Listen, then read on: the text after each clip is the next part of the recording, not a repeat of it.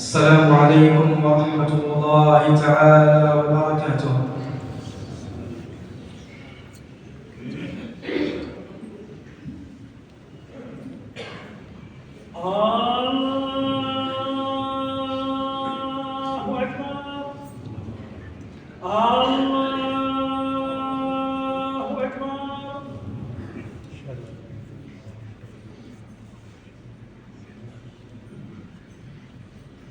أشهد أن لا إله إلا الله. أشهد أن لا إله إلا الله. أشهد أن محمدا رسول الله. أشهد أن محمدا رسول الله. حي على الصلاة. حي على الصلاة. حي على الفلاح. حي على الفلاح. الله أكبر. الله أكبر. لا إله إلا الله.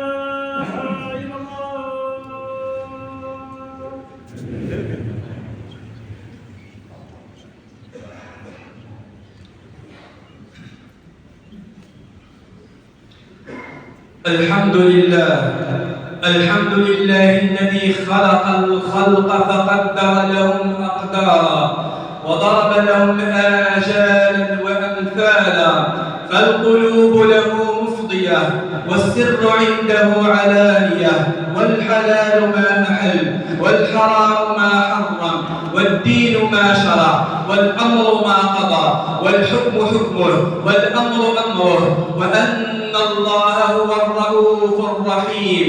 تتابع بره واتصل خيره وكمل عطاؤه وعمت فواضله، سبحانه وبحمده لا نحصي ثناء عليه، هو كما أثنى على نفسه في كتابه، ليس كمثله شيء وهو السميع البصير.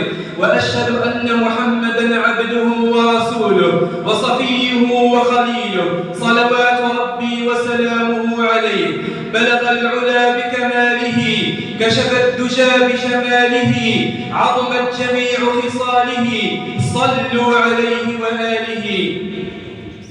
أما بعد، فإن أصدق الحديث كتاب الله، وخير الهدي هدي محمد صلى الله عليه وسلم، وشر الأمور محدثاتها، وكل محدثة بدعة، وكل بدعة ضلالة، وكل ضلالة إلا وصاحبها في النار. معاشر الأفاضل، أوصيكم ونفسي المذنبة بتقوى الله عز وجل في السر والعلن، فهذه هي وصية الله عز وجل للأولين والآخرين. قال الله تعالى: ولقد وصينا الذين أوتوا الكتاب من قبلكم وإياكم أن اتقوا الله. يا أيها الذين آمنوا اتقوا الله حق تقاته ولا تموتن إلا وأنتم مسلمون. يا أيها الناس اتقوا ربكم الذي خلقكم من نفس واحدة وخلق منها زوجها وبث منهما رجالا كثيرا ونساء، واتقوا الله الذي تساءلون به والأرحام، إن الله كان عليكم رقيبا. يا أيها الذين آمنوا اتقوا الله وقولوا قولا سديدا يصلح لكم أعمالكم ويغفر لكم ذنوبكم، ومن يطع الله ورسوله فقد فاز فوزا عظيما. أيها المباركون، لا بد للإنسان يوما ما أن يتذكر خشية الله عز وجل ومخافته ومهابته سبحانه في كل أحواله. قال الله سبحانه وتعالى: وإياي فارهبون. وقال أيضا: إن بطش ربك لشديد. وهذا أيها الأكارم يعتبر ويعد وعيدا شديدا من الله عز وجل. قال جل وعلا: وكذلك أخذ ربك إذا أخذ القرى وهي ظالمة إن أخذه أليم شديد. إن في ذلك لآية لمن خاف ذلك يوم مجموع له الناس وذلك يوم مشهود وما نؤخره إلا لأجل معدود يوم ياتي لا تكلم نفس إلا بإذنه فمنهم شقي وسعيد فأما الذين شقوا ففي النار لهم فيها زفير وشهيق خالدين فيها ما دامت السماوات والأرض إلا ما شاء ربك إن ربك فعال لما يريد وأما الذين سعدوا ففي الجنة خالدين فيها ما دامت السماوات والأرض إلا ما شاء ربك عطاء غير مجدود هذا وعيد شديد من الله عز وجل إذ أنه أهلك قرية بأكملها وهي ظالمة فكيف بمن تجرأ عليه سبحانه من سب للذات الإلهية في السر والعلانية وشتم للرسول صلى الله عليه وسلم وانحرافات أخلاقية بالموبقات والذنوب والمعاصي وفي الخلوات والمجاهرة والله سبحانه وتعالى يمهل ولا يهمل ألم يقل الله سبحانه وتعالى ويحذركم الله نفسه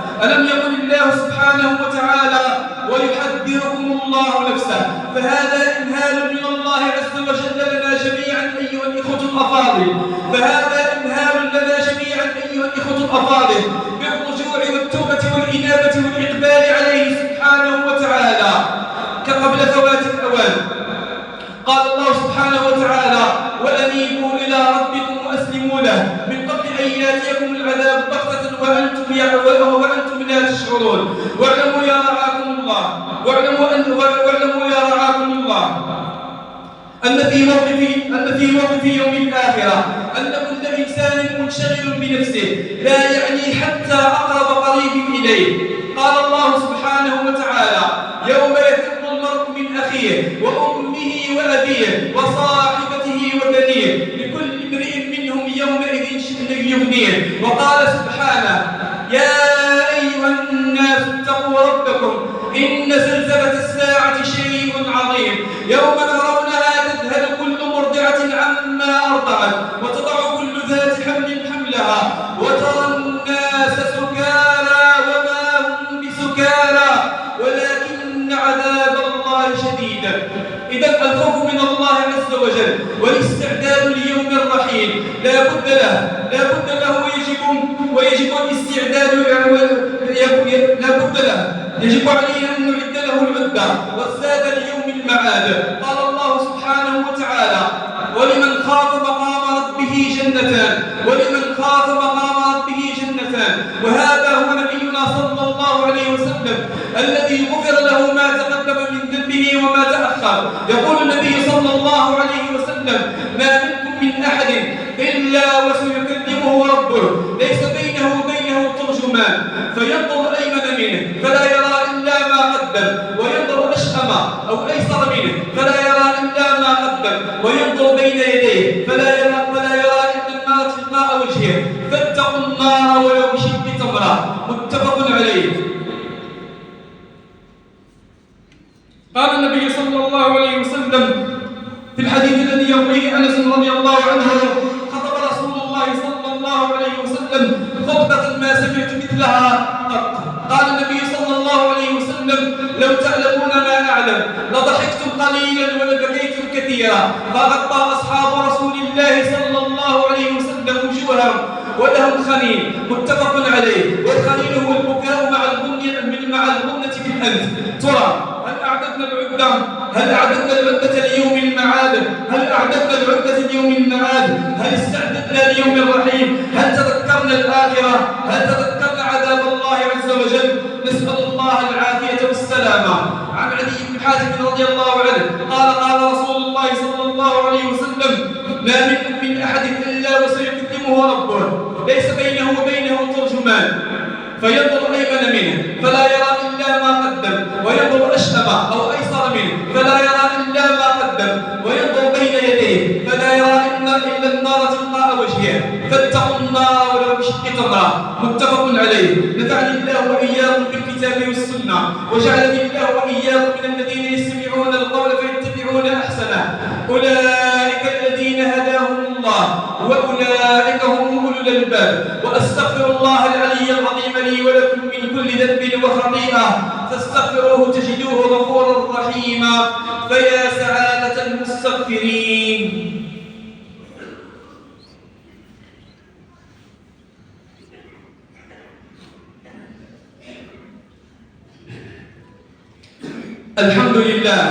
الحمد لله وحده والصلاة والسلام على من لا نبي بعده. الحمد لله على إحسانه والشكر له على توفيقه وامتنانه. وأشهد أن لا إله إلا الله وحده لا شريك له تعظيما لشانه. وأشهد أن محمدا عبده ورسوله الداعي إلى رضوانه. صلوات ربي وسلامه عليه وعلى آله وأصحابه وخلانه. أما بعد أيها المسلمون، اغتنموا فرص الطاعات والعبادات، اغتنموا فرص الطاعات والعبادات في حياتكم قبل مماتكم. قال النبي صلى الله عليه وسلم: بادروا بالأعمال الصالحة، بادروا بالأعمال الصالحة قطع كقطع الليل المظلم. قال النبي صلى الله عليه وسلم: لا تزول قدم عبد حتى يسأل عن عمره فيما أفناه، وعن علمه فيما فعل به، وعن ماله من أين اكتسبه وفيما أنفقه، وعن جسمه فيما أبلاه. رواه الترمذي وقال: حديث حسن صحيح. اللهم أحسن عاقبتنا في الأمور كلها وأجرنا من خزي الدنيا والآخرة. اللهم أحسن عاقبتنا في الأمور كلها وأجرنا من خزي الدنيا وعذاب الآخرة. اللهم اختم لنا بالصالحات آجالنا وأعمالنا. اللهم اختم لنا بالصالحات آجالنا وأعمالنا. اللهم ردنا إليك ردا جميلا. اللهم يا ربنا ردنا إليك ردا جميلا. اللهم يا ربنا ردنا إليك ردا جميلا. اللهم اهدنا واهد شباب المسلمين. اللهم اهدنا واهد شباب المسلمين. اللهم اهدنا واهد شابات المسلمات. اللهم اهدنا واهد شابات المسلمات. اللهم ردهن إليك ردا جميلا. اللهم يا رب ردهن إليك ردا جميلا. اللهم اهدنا واهد بنا واجعلنا سببا في من اهتدى. اللهم اهدنا واهد بنا واجعلنا سببا في من اهتدى. اللهم يا رب اجعلنا هداة مهتدين غير ضالين ولا مضلين ولا مبدلين ولا مقصرين ولا مغيرين.